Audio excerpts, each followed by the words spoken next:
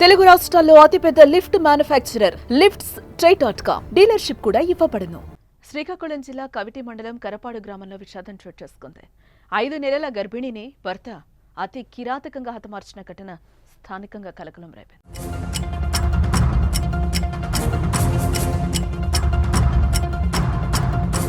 శ్రీకాకుళం జిల్లా కరపాడు గ్రామానికి చెందిన దిలీప్ అదే గ్రామానికి చెందిన మీనా 5 ఏళ్ల క్రితం ప్రేమించి పెళ్లి చేసుకున్నారు.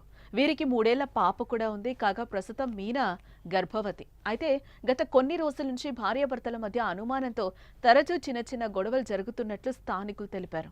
ఇదిలా ఉంటే గర్భవతైన మీనాను వైద్య పరీక్షల కోసం దిలీప్ ఆసుపత్రికి తీసుకుని వెళ్లాడు. వైద్య పరీక్షలు పూర్తి చేసుకుని ఇంటికి తిరిగి వస్తుండగా ఇద్దరి మధ్య ఏమైందో ఏమో గానీ ఊరి పొలిమేర వద్దకు రాగానే మీనా తలపై ఇనుపరాటతో బలంగా కొట్టడంతో తీవ్ర గాయాలతో ఘటనా స్థలంలోనే మీనా కుప్పకూలిపోయి మరణించింది. ఇక మీనా మృతితో 2 కుటుంబాల్లో విషాద ఛాయలు అలుముకున్నాయి. గర్భవతి అని కూడా చూడకుండా భర్త ప్రవర్తించిన తీరుపై స్థానికులు ఆగ్రహం వ్యక్తం చేస్తూ ఉండగా తన అల్లుడు ఉద్దేశపూర్వకంగానే హత్య చేశాడంటూ బాధితురాలి తండ్రి బోడయ్య ఆవేదన వ్యక్తం చేస్తున్నారు. నిందితుడిని కఠినంగా శిక్షించాలని డిమాండ్ చేస్తున్నారు. ఇక సమాచారంతో ఘటనా స్థలానికి చేరుకున్న పోలీసులు కేసు నమోదు చేసుకుని దర్యాప్తు చేస్తున్నారు.